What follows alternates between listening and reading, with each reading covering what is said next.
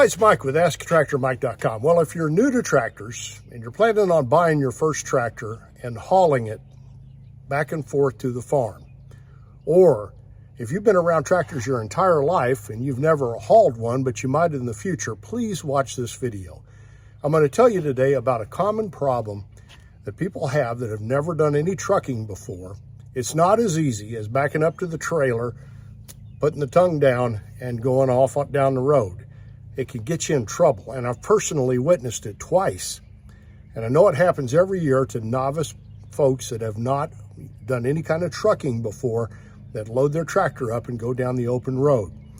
And I'm going to tell you a situation today that happens that gets people in trouble this way because they're trying to do too much, and a solution to that problem. So if you know what I'm going to talk about in this video, stay with me till the end, and I might give you a tip here that'll help you with a product that will save you some time and trouble. But first, let's get to the issue. If you load a tractor on a trailer, make sure you have tongue weight pushing down on the back of your truck. And you need at least 10% of the weight of whatever's on that trailer pushing down on the back of the truck.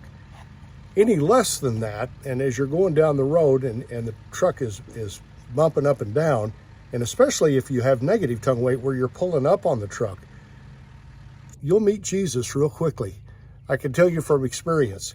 What happens as you're going down the road without tongue weight, the proper amount of tongue weight on that tongue, is you'll go along a little ways and then all of a sudden the trailer starts doing this and whipping back and forth. And if you want to see firsthand what it looks like, Google negative tongue weight, and you'll see a lot of videos, and usually it's truckers with dash cams that show you what happens. They get passed by somebody, and it could be a travel trailer, it could be a single axle, a dual axle trailer, it could be any kind of trailer hauling weight, and they don't have weight, and they're accelerating, and all of a sudden that trailer gets to whipping back and forth. And what eventually happens, if it's bad enough and there's enough weight there, it'll pick the back of your truck up and turn it over, and you'll be going down the ditch on your top, and we don't want that. So anytime you're loading anything, you want to load it up and get that weight on there. And there's a device you can buy that actually a scale that goes on your tongue that'll tell you when you've got 10% tongue weight or more. But you want at least 10% of the weight. Now, the two times I've experienced it, the first one was I was in the dealership world, and one of my sales guys sold a tractor and trailer combination to a customer. And we always trained our customers. We did a walk around on the tractor, but we never thought to do it on the trailer as well. And so we showed him how all the things on the tractor worked. And then he was getting ready to load it up and leave. And he was kind of in a hurry because he'd sat through some training. And we said, "Do you need help with loading the tractor?" "Oh, no, I've got this." And we said, okay. And we thought he knew what he was doing. He loaded up the tractor on the trailer, chained it down himself, and went off down the road. And about 15 minutes later, we get a call, and he's about 3 or 4 miles down the road. And he says, "I am done trucking. I don't want this trailer. I want you guys to come pick this tractor up, take the trailer back. I will pay you to haul it for the rest of my life. I don't want to ever truck ever again." And I sent a technician down, and when he got down there, he saw what the problem was. He'd loaded the tractor on the trailer and hadn't got it forward enough. And so there was no tongue weight. So he's going down the road and the trailer's doing this. Well, you know, if you didn't know what was going on, you'd be done with trucking too. And I personally witnessed it. I was coming back from visiting one of my kids in Chicago, and I was between Chicago and St. Louis on Interstate 55. And I came upon this guy, and it's a van, a full-size van, towing a single axle trailer with a subcompact tractor, which they don't weigh much, but it's loaded backwards. So all the weight of the loader and the weight of the engine is pulling up on the back.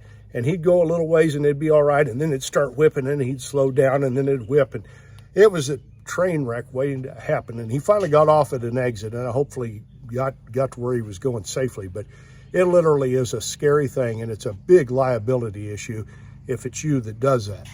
Now, one of the reasons people get in trouble with negative tongue weight, and I'll tell you a solution to it today, is they're trying to haul multiple attachments to a remote location. Let's say you've got the bucket on your tractor and you want to take it, and for example, I'm going to show you what it looks like, a grapple and a tree puller and the loader bucket. And I'm not going to show the loader bucket today, but just imagine, if you will, that you're trying to go to the field to do work, and you want your front end bucket, you want your tree puller, and then once you pull some trees out of the ground, you want to round them up and move them around with a grapple, and you want to haul all those on a trailer. Well, that's really hard to do. You know, if you were just hauling, let's say, the grapple or the tree puller, you could put it on the front, drive the tractor up, and probably get the bucket above it, curl the bucket over, and chain everything down and be safe. But when you're trying to haul all those items, that causes a real problem, because you got to put everything on the front of the trailer, or you can't get it unloaded when you get to the field unless you've got another tractor out there. So let's assume today, and I'm going to show you this situation, you're trying to haul a grapple and a tree puller to the field, and you want to be able to unload them when you get there, but you want tongue weight, and you've got a short trailer. Well, here's a device that you can use, and I'll tell you about two today. The one I'm going to show in my video is what's called a pack fork. And a pack fork, I grew up on an apple orchard, and I inherited this pack fork, so I'm going to use it in my video today. But what will also work is a set of 3-point pallet forks. And if you've got either the pack fork, which I offer on my website, or 3-point pallet forks, which I offer on my website, you can load safely and go down the road with multiple attachments. Now, the reason I know about this pack fork is I grew up on an apple orchard, and we had two of these pack forks that we used every day at the harvest. And we would pick apples in 18-bushel bins and haul them from the field to the sorting shed with these pack forks. And we used those every day. They would haul apple bins across bumpy roads day in, day out, and we never had a failure. And I like the pack fork product, and I offer it on my website again. The thing I really like about it, it's light. I can keep it in the corner of my barn stacked up like this. So it weighs under 100 pounds, so I can pick it up and move it out and hook it up easily when I want to use it. And I use it maybe 2 or 3 times a year. I'll have some kind of oddball job I'm trying to do. I've got the front end loader bucket tied up, and I'll use it. But a set of 3-point pallet forks also works, and I offer them on my website. And the advantage of them, of course, they're going to be a little heavier to move around, but you're going to be able to change the width of your forks. And so if you're hauling weird sized pallets around and you want to do that, then you want 3-point pallet forks. And again, both those are available on my website right up here.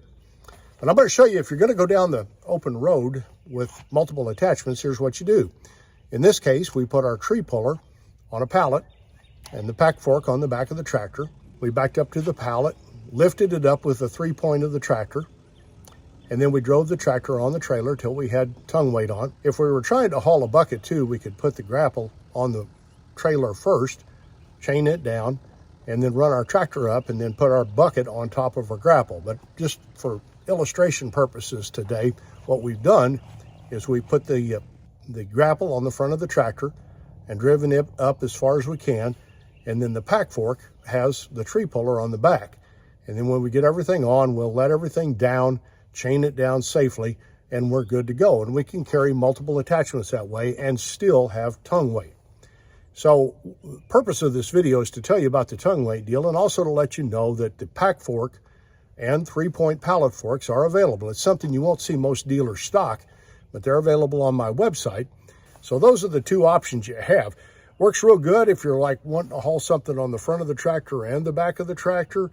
It works good if you're trying to haul attachments to the field. Like I said, it works real good if you've got a tractor without a front end loader and you're wanting to move around pallets.